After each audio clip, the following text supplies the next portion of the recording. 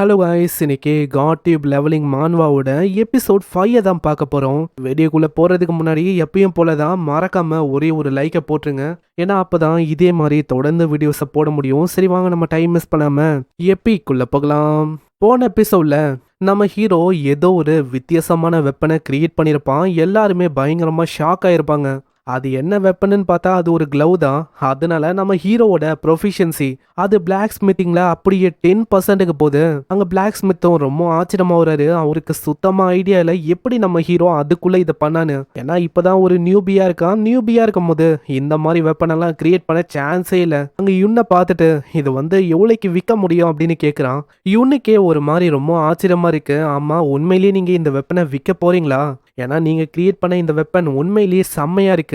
ஆனா எங்க கஸ்டமரால இந்த மாதிரி ஒரு வெப்பனை வாங்க முடியுமான்னு கேட்டா அதுதான் டவுட். அங்க இதனால நம்ம ஹீரோ யோசிக்கிறான். ஏன்னா என்னதான் இந்த மாதிரி வெப்பனை கிரியேட் பண்ணாலும் விற்க முடியலன்னா எப்படி? ஏன்னா சப்ஸ்கிரைப் பண்ண ஒரு சேனலுக்கும் மில்லியன் கணக்கில் இவன் பே பண்ணணும். அது போக நம்ம சீஹாவையும் இவன் குணமாக்கணும். ஸோ எல்லாத்தையுமே அட் அ டைம்ல நம்ம ஹீரோ யோசிக்கிறான். அதனால நம்ம யூனி கேட்ட சொல்றான், அட நீங்க அந்த அளவுக்கு ப்ரெஷராலாம் இதை எடுத்துக்க வேணாம். இதை நான் விற்கணும்னு இருக்கேன், கண்டிப்பா நீங்க விற்கலாம்.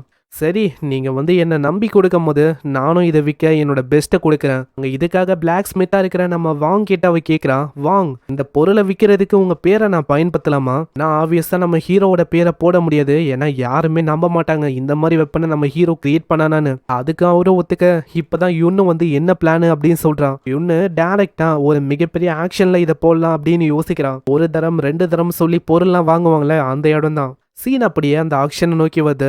அந்த இடத்துக்கு நெக்ஸ்டா வரப்போற ஐட்டம் பிளாக் ஸ்மித்தா இருக்கிற நம்ம வாங் உருவாக்குன ஒரு ஐட்டம் தான். வாங்கோட பேரை கேட்டவுடனே எல்லாருமே அங்க பேசிக்கிறாங்க அது எந்த மாதிரி ஐட்டமா இருக்கும்னு. அந்த கிளவுஸ் அவங்க ஷோ பண்ணிங்கன்னு எல்லாருக்கிட்டையும் அவங்க சொல்றாங்க, இந்த மெட்டீரியல் இருக்குல்ல, இது ஆகர் மூலமா கிரியேட் செய்யப்பட்ட ஒரு மெட்டீரியல் தான். அவ்வளோ சீக்கிரத்துல இது உடையவே உடையாது. அதே மாதிரி எந்த பர்சன் இதை வியர் பண்றானோ அவங்களோட ஸ்ட்ரென்த்தும் அப்படியே அதிகரிக்கும். கேட்டோடனே இது என்ன ஒரு என்சாண்டட் வெப்பனா அப்படின்னு தான் எல்லாருமே யோசிக்கிறாங்க. ஆனா அப்புறம் தான் அந்த லேடி சொல்றாங்க, இல்ல நீங்க நினைக்கிற மாதிரி இது ஒன்றும் என்சாண்ட்மெண்ட் வெப்பன் இல்ல, ஆனா இதுக்கு ஸ்பெஷலா அந்த மாதிரி பவர்ஸ் இருக்கு அப்படின்னு கேட்டோடனே அவ்வளவுதான் அங்க இருக்கிற ஒருத்தங்களும் அப்படி பேசிக்கிறாங்க. ஏன்னா இந்த மாதிரி வெப்பனை அவங்க பார்த்ததே இல்லை. ஏன்னா பூஸ்ட் பண்ணியும் என்சாண்ட்மெண்ட் வெப்பனும் இல்லை. கண்டிப்பா இது ஒரு அரிய வகையான வெப்பனா இருக்கும். நம்ம இதை எப்படியாச்சும் வாங்கிடலாம் அப்படின்னு தான் யோசிக்கிறாங்களே.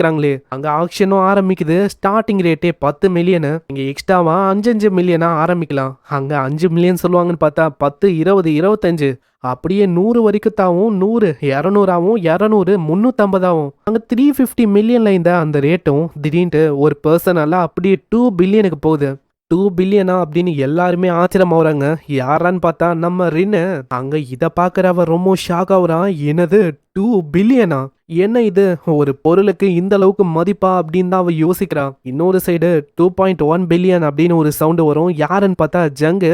அதாங்க அந்த எஸ் ரேங்க் எபிலிட்டியோட இருக்கிற அந்த பொண்ணு. இன்வெஸ்டிகேஷன்லாம் பண்ணுவாளே, நம்ம ஹீரோ மேல வர இப்போ டவுட் இருக்கு. அங்க பில்லியனும் ஏற ஆரம்பிக்கும். 3 பில்லியனு 3.1 அங்க 4 பில்லியன் சொல்ல 4 பில்லியனுக்கு யாரோட வாயும் அவங்க திறக்கவே இல்லை. ஏன்னா 4 பில்லியன் அந்த அளவுக்கு பெரிய அமௌண்ட். 4 மில்லியன் ஒரு தரம், 2 தரம், 3 தரம், சேல் டு ரெயின் இப்படின்னு நம்ம ரெயினுக்கும் அந்த அரிய வகையான நம்ம ஹீரோ உருவாக்குன கிளவுஸும் சேல் ஆகுது. அங்க ரெயினுக்கும் அதை வாங்கணும்னே அவ்வளோ சந்தோஷம். இதுக்கப்புறம் நம்ம ஹீரோவோட ரியாக்ஷனை பார்க்கணுமே. ஏன்னா அது 4 பில்லியனுக்கு விற்கப்பட்டிருக்கு. அதுல 5% ஏதோ டாக்ஸை பூச்சிருக்காங்க என்னோட கம்பெனி. ஆனா அப்படி இருக்கும் போதோ பணம் அவங்க கம்மியாகிற மாதிரியே இல்ல, ரொம்ப அதிகமா நம்ம ஹீரோவோட பேங்க்ல இருக்கு. கிட்டத்தட்ட 3.6 பில்லியன் இருக்கு. இது போதுமே. அட யுன்னு, உன்னை எனக்கு ரொம்ப பிடிச்சிருக்கு, ரொம்ப நன்றி. அட போதும், உங்களோட ஸ்ட்ரென்த் என்னால மூச்சு விட முடியல. சி ஹூக், என்ன மன்னிச்சிருங்க யூன். அதாவது நான் ரொம்ப எக்ஸைட் ஆயிட்டேனா, அதனால தான் இப்படி ஆச்சு. பரவாயில்ல இருக்கட்டும், உங்க மூலமா எங்க ட்ரேடிங் கம்பெனியும் பெரிய அளவுல நல்லா உயர்ந்திருக்கு. அதுக்கு காரணமும் நீங்க தான். அதனால உண்மையிலேயே நான் தான் உங்களுக்கு தேங்க்ஸ் சொல்லணும். அங்க மிஸ்டர் வேங்க பார்த்து அவன் கேட்கறான், ஆமா வேங், உங்களோட பேர் வேற அதுல இருந்துச்சு. அட எனக்கு எதுவுமே வேணாப்பா, ஏன்னா நான் ஒன்றும் பெருசா எதுவும் பண்ணல. ஆனா ஒரு சைடு நம்ம ஹீரோ யோசிக்கிறான். நம்ம ஹீரோ கேட்டதான் அந்த பிளாக் ஸ்மித்திங்கான சேனல் இருக்குல்ல, அதுல இருந்து ஏதாச்சும் ஒரு மூசை இவருக்கு கத்து தரலாமான்னு. ஆனா மிஸ்டர் வேங் ஒன்னிங்க இல்லைன்னா எவ்வளவு தூரம் நம்ம ஹீரோவால வந்திருக்க முடியாது. அதே மாதிரி கான்ஃபியூசஸ் அந்த சேனலோட மந்த்லி ஃபீ கிட்டத்தட்ட 1 பில்லியனா. அங்க இதை பார்த்த உடனே அவன் ரொம்ப யோசிக்கிறான் என்ன பண்ணலான்னு. ஏன்னா 1 பில்லியன்ல அது. அங்க வேற வழியே இல்லாம அப்படியே கொடுக்குறான். ஏன்னா இந்த இடத்துல கல் நெஞ்சக்காரனா என்னால இருக்க முடியாது. நான் கட்டுன ஒண்டி தான் என்னால டிவைன் மார்ஷியல் ஆர்ட்ஸா இருக்கிற அந்த ஹெர்குலஸோட டெக்னிக் அது எல்லாத்தையுமே என்னால கத்துக்க முடியும். அதனால நான் இதை பண்ணிதான் ஆகணும். தேவையில்லாம 1 பில்லியன் போயிச்சே இப்படின்னு தான் நம்ம ஆளு கிட்ட இருக்கும். ஆனா என்னதான் இருந்தாலும் பணம் ரொம்ப அதிகமா இருக்கும். இதனால நம்ம ஹீரோ அங்க சீஹாவை ஏதோ ஒரு ரெஸ்டாரண்ட்டுக்கு கொண்டு வந்திருக்கான். அங்க சீஹாவும் கேக்குறான், அண்ணா என்ன இது வந்து ரொம்ப எக்ஸ்பென்சிவான இடமா இருக்கு. இங்க வந்து நம்ம சாப்பிடலாமா? ஏன்னா இந்த இடத்தோட ஃபீ ஒண்டி எவ்வளோன்னு தெரியுமா? ஒரு பர்சனுக்கே கிட்டத்தட்ட 6 லட்சமா. ஆனா இப்போ இவங்க 2 பேருமே இங்க வந்தனால கிட்டத்தட்ட 1.2 மில்லியனா. ஆனா நம்ம ஹீரோக்கு இதை பத்திலாம் அங்க பெருசா கவலை இல்ல. ஆளு கிட்டதான் எப்படி பார்த்தாலும் 2.6 பில்லியன் இருக்குல்ல. அப்படி இருக்கும் போது எனக்கு என்ன கவலை? அங்க ஒரு சைடு நம்ம ஹீரோ வந்து யோசிக்கிறான், மந்த்லி ஃபீயா கன்ஃபியூசஸ் அவருக்கு போகுது. அதே மாதிரி மத்த சேனல்ல அந்த அளவுலாம் இல்ல, 100 மில்லியனோ ஏதோதான். அதனால பிரச்சனை இல்லப்பா. இந்த இடத்துல சாப்பிட்டுக்குனே காட்டியூபா அவன் பார்க்கறான். இல்ல கன்ஃபியூசஸ் அவரோட சேனலை தான் அவன் செக் பண்றான். அவரோட சேனலை பார்த்து நம்ம ஆளு ரொம்ப ஷாக் ஆகுறான். கிட்டத்தட்ட 34,000 சப் இருக்கு. அப்புறம் தான் ஆளுக்கு புரியுது, இந்த கான்ஃபியூசஸ் இவரு வந்து இருக்காருல்ல, இவருக்கு ஏகப்பட்ட டிசைபிள் மாதிரி நிறைய பேர் இருக்காங்க. அதாவது நம்ம எப்படி ஒரு ஸ்கூலுக்கு போயிட்டு அட்டெண்டன்ஸ் எல்லாம் கொடுப்போம், அந்த மாதிரி நிறைய ஆளுங்க இருக்காங்க போல. அதே மாதிரி அந்த டிவைன் மார்ஷியல் ஆர்ட்ஸ் கத்துக்கிறதுக்கு நான் இந்த எபிலிட்டியை கத்துக்கணும் அப்படின்னு சொல்லி தான் வந்தேன். ஸோ நான் என்ன யோசிச்சேன்னா, இந்த கான்ஃபியூசஸ் இவரோட எபிலிட்டி அது வந்து ஒரு டபுள்எஸ் ரேங்க்ல இருக்க ஒரு சாதாரணமான எபிலிட்டியா இருக்கும் அப்படின்னு யோசிச்சேன். ஆனா கடவுளே சொல்லுவாங்க, எதிர்பார்க்காததை எதிர்பாருன்னு. அதே மாதிரி தான் இங்கேயும் இருக்கு. அது ஒரு ட்ரிபிள்எஸ் ரேங்க்ல இருக்க ஒரு எபிலிட்டியா இருக்கு.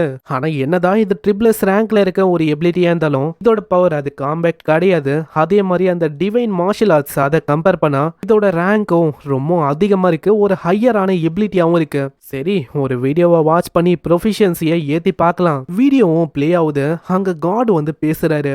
ஒரு ஜென்டில்மேன், அவன் யாருன்னு உங்களுக்கு தெரியுமா? ஒரு மேனா இருந்து சரௌண்டிங்ல இருக்க எல்லாரையுமே பாத்துக்கிற ஒரு பர்சன் தான் ஜென்டில் மேன். யோ, நான் என்ன யோசிச்சேன், இது என்னவா இருக்கு?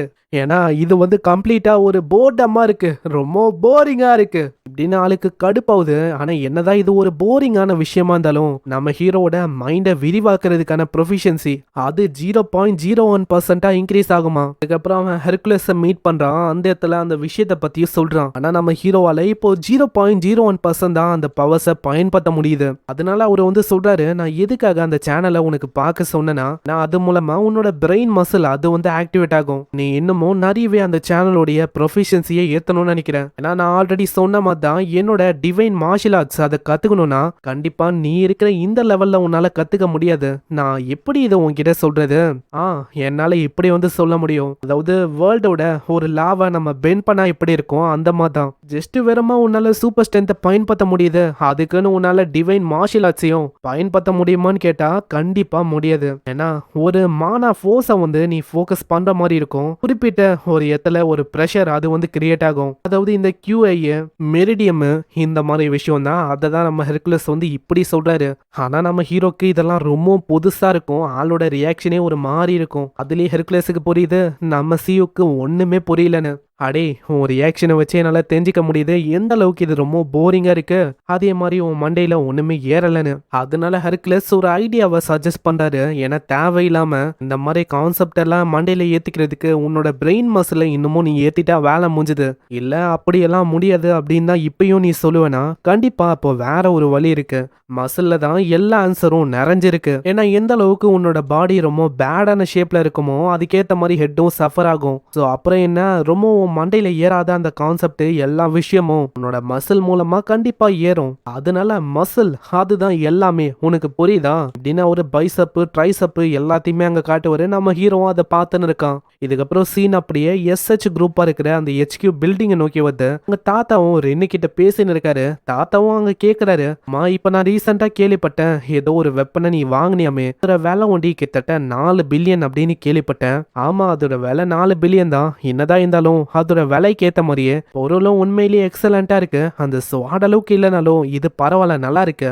ஏன்னா இது போட்ட உடனே என்னோட ஸ்கில் எல்லாமே அப்படியே நெக்ஸ்ட் லெவலுக்கு போனா எப்படி இருக்கும் அந்த மாதிரி எனக்கு ஃபீல் ஆகுது. அப்படியாமா, இந்த விஷயம் வந்து உனக்கு பிடிச்சிருக்குன்னா ஓகே தான். இன்னமும் ஏதாச்சும் விஷயம் வந்து வேணுமா? தாத்தா நான் இருக்கேன், நான் எல்லா விஷயத்தையும் பாத்துக்கிறேன். ஸோ இதுலயே நம்மளுக்கு தெரியுது ரென்னு பணத்தை பத்திலாம் அங்க கவலையே பட வேணாம். தாத்தாவும் கேட்குறாரு, ஆமா அப்புறம் என்ன, நம்ம விஷயத்த ஆரம்பிக்கலாமா? நீங்க சொல்றது அந்த எஸ் ரேங்க் டஞ்சன் ரைடு அதை பத்தி தானே? இந்த விஷயத்த நல்லா ஞாபகம் வச்சுக்கோங்க. ஏன்னா இதுவும் நம்ம ஹீரோ கூட லிங்க் ஆகும். எஸ் ரேங்க் டஞ்சன் மூலமா மூலமா ஒரு மிகப்பெரிய விஷயமே ஏற்பட போகுது. இது அப்புறம் சீன் அப்படியே நம்ம ஹீரோ நோக்கி வரும். நம்மால ரொம்ப டயர்ட் ஆயிட்டான். ஹெர்குலஸ் சொன்ன மாதிரியே அங்க பாடியை அவன் டயர்ட் ஆக்குற மாதிரி ட்ரைனிங்கை பண்றான்.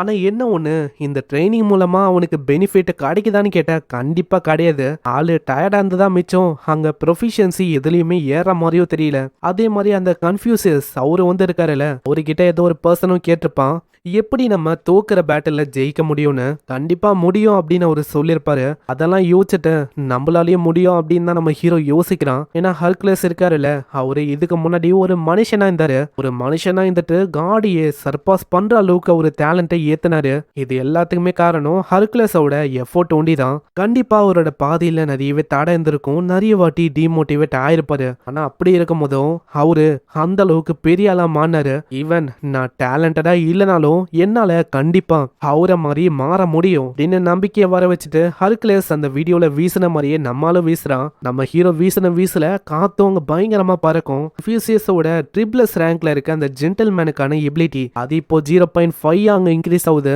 ஆனா இதுக்கப்புறம் தான் ஒரு பயங்கரமான ஷாக்கே. ஏன்னா வேறமா நம்ம சியூக்கு தாக்குன தாக்குதல்ல அந்த ரோடு, அந்த மரம், அந்த ரோடு எல்லாமே ஒரு பாதையா மாறி இருக்கு. அந்த அளவுக்கு ஆளு ஸ்ட்ரென்தன் ஆயிட்டான். இப்ப நம்ம ஹீரோ பயன்படுத்தின பவர் வெறுமா 0.03% பவர் தான். இன்னுமும் அதிகமாவே நம்ம ஹீரோவால பயங்கர ஸ்ட்ராங்கா மாற முடியும். இதுக்கப்புறம் சீன் அப்படியே எடிட்டர் பொண்ணு நோக்கி வரும். அந்த பொண்ணுக்கு நம்ம ஹீரோ வழியா மெசேஜ் வந்திருக்கும். அங்க ஹீரோவும் ஒரு வீடியோவை சென்ட் பண்ணிட்டு சீக்கிரமா இதை எடிட் பண்ற அப்படின்னு சொல்றான். இப்போ சீன் அப்படியே பாஸ்ட்டுக்கு போகுது. இதுக்கு முன்னாடி என்ன ஆச்சு அப்படின்னு நம்மளுக்கு இப்பதாங்க தெரியுது. அந்த எஸ் ரேங்க்ல இருக்க அந்த விச்சு பொண்ணு, அவ இதுக்கு முன்னாடி ஒரு ரெக்கார்டை பண்ணிருப்பான். அதை நம்ம ஹீரோ உடைச்சனால திரும்பவும் அந்த ரெக்கார்டை உடைக்கணும்னு சொல்லி திரும்பவும் அங்க பவரை பயன்படுத்தி திரும்பவும் ஃபர்ஸ்ட் பிளேஸை அடைஞ்சிருப்பான். இப்போ அந்த விச்சு பொண்ணு பண்ண ரெக்கார்டு இருக்குல்ல, அது வெறும் 11 செகண்ட்ல ஒரு டஞ்சனை தாராமட்டமா வாழ்ச்சிட்டான். அங்க ஹீரோவும் அதுக்கேத்த மாதிரியே ஒரு வீடியோவை சென்ட் பண்ணிருக்கான். அந்த வீடியோல நம்ம ஹீரோ அந்த ரெக்கார்டை உடைக்கிறேன்னு சொல்லி ஒரு விச்சு மாதிரிலாம் அங்க காஸ்டியூமை போட்டு வந்திருக்கான். ஹலோ காய்ஸ், இது நான் தான்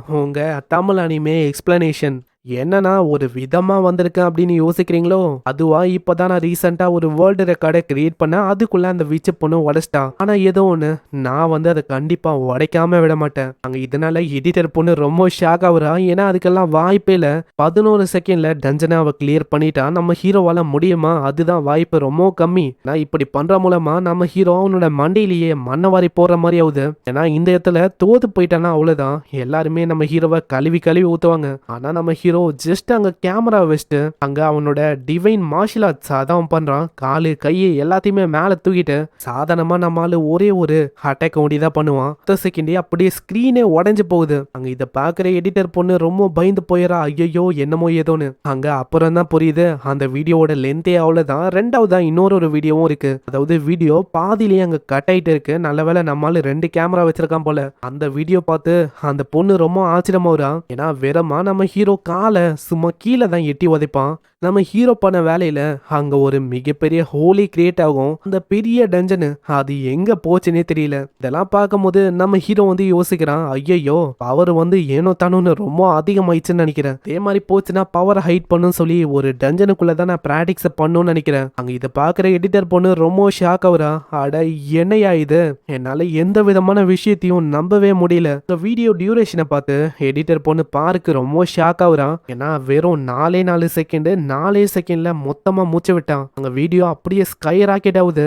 நம்ம ஹீரோக்கு சப்பம் அங்க பயங்கரமா ஏறும். இதே மாதிரி போச்சுன்னா இது மூலமாவே நிறையவே அவனுக்கு ஏர்னிங்ஸும் வரும். அங்க இப்படி அவனோட வீடியோஸை செக் பண்ணும் போது அங்க ஏகப்பட்ட கமெண்ட்ஸ் நம்ம ரின்னை பத்தி வரும். ஏன்னா ரின்னு ரீசெண்டா ஏதோ ஒரு டஞ்சனுக்கு போயிருக்கா. அதுவும் ஒரு எஸ் ரேங்க் டஞ்சனு. அந்த டஞ்சன்ல ஃபெயில் ஆயிட்டா. அவ உயிரோட இருக்காளா அதுவே அங்க தெரியலையா அப்படின்னு ஒருத்தங்க ஒரு விதமா அங்க பரப்பும் போது அங்க ஒரு ஆர்டிக்கல்ல நம்ம ஹீரோ பாக்குறான். அங்க ரின்னு மூலமா என்ன தெரியுதுன்னா, உள்ள போனாங்க இவங்க ஃபெயில் ஆயிட்டாங்களா. அதே மாதிரி யாருமே அங்க சாகல, எல்லாருமே சேஃப் தானா. ஆனா உள்ள என்ன ஆச்சு, யாரு கூட இவங்க சண்டை போட்டாங்க எதுவுமே அங்க தெரியல. எதையுமே இன்னும் சொல்லல. ஏதோ ஒண்ணு எனக்கே 1008 வேலை இருக்கு, அதனால இதுல ஒன்னும் நான் இன்டர்ஃபியர் ஆக விரும்பல. கண்டிப்பா அவளுக்கே தெரியும். ஏன்னா அவளாலேயே அந்த விஷயத்துல இருந்து வெளியிலயும் வர முடியும். இதுக்கப்புறம் ரின் அவளோட கம்பெனிக்கு வரா. அங்க மின்னு அப்படின்னு ஒரு பொண்ணு இருக்கா. நம்ம மின்னுக்கு ரின்னு ஒரு நெஃப்யூ மாதிரி. இந்த இடத்துல என்ன ஆச்சு, நீ சேர்மேனை பார்க்கணும்னு வந்திருக்கியோ. ஆனா உனக்கு தெரியுமா, இப்போ பெரிய மீட்டிங் போயின்னு இருக்கு. ரீசெண்டா நடந்த அந்த சம்பவத்தால இன்வெஸ்டர் எல்லாருமே அவங்க அவங்களோட ஷேர்ஸை எல்லாருமே வித்ரா பண்ணிட்டாங்க. கொஞ்சம் கொஞ்சமா எல்லாமே அப்படியே டவுன் ஆகுது. ஆனா நீ அவளைக்கும் யோசிக்க வேணாம், ஏன்னா இதுல ஒன்றும் ஓ மேல தப்பு இல்லை. ஏன்னா தேவையில்லாம உன்ன மாதிரி ஒரு பர்சன் மேல அதிகமா எக்ஸ்பெக்டேஷனை வச்சதுதான் தப்பா இருக்குன்னு நினைக்கிறேன். அதே மாதிரி சீக்கிரமா இந்த இடத்தை விட்டு போயிடு. ஏன்னா பிரதர்ஸ் எல்லாம் வந்து அவ்வளவுதான் உன்னை இன்னமும் கேவலமா என்னென்னலாம் பேசுவாங்களோ அங்க. இதனால நம்ம ரின்னுக்கு பயங்கரமா கடுப்பாகுது. ஏன்னா இந்த பொண்ணு வேணும்ட்டே ஏத்தி விட்டு போற மாதிரி தான் இருக்கு. இதுக்கப்புறம் நம்ம ஹீரோ அங்க சீஹாக்கு அந்த மெடிசனை கொடுக்கறான். அது ரொம்ப கேவலமா இருக்கும். ஆனா முன்ன இந்த மாதிரி இல்ல, இப்போ வந்து பரவாயில்ல. ஏன்னா மெடிசன்லயும் நம்ம ஹீரோவோட ப்ரொஃபிஷியன்சி ரொம்ப அதிகமா இருக்கும். அது 20% இருக்கனால இப்போ வந்து ஓரளவு டேஸ்ட் நல்லா இருக்கு. சூப்பர் ஸ்ட்ரென்த் எல்லாமே இப்போ ரொம்ப அதிகமாயிடுச்சு. முக்கியமா இன்சைட் அப்படின்னு ஒரு ஸ்கில் வந்திருக்கும். அங்க நம்ம ஹீரோவோட நாலேஜ், இன்டெலிஜென்ஸ் இதெல்லாம் ஏத்துறதுக்கான ஸ்கில் அதுதான் இருக்கிறதுலே ஹையா இருக்கு. ஏன்னா இதுதான் ஓவராலா எல்லாருக்குமே மிகப்பெரிய பூஸ்டா இருக்கும். ஆனா ஏதோ ஒன்று சீஹாவோட ஹெல்த்தும் கொஞ்சம் கொஞ்சமா இதனால நல்லா ஆகுது. இதுதான் நம்ம சீவுக்கும் வேணும். கண்டிப்பா இதே மாதிரி போச்சுன்னா சீஹாவோட ஹில்னஸை கண்டிப்பா கியூர் பண்ண முடியும். நான் இப்போ பிரச்சனையா இருக்கிறதே காசு தான் ரொம்ப அதிகமாகுது. ஏன்னா கிட்டத்தட்ட 1.1 பில்லியன் சப்ஸ்கிரிப்ஷனுக்கு மாசம் ஃபீயா கட்டுற மாதிரி இருக்கு.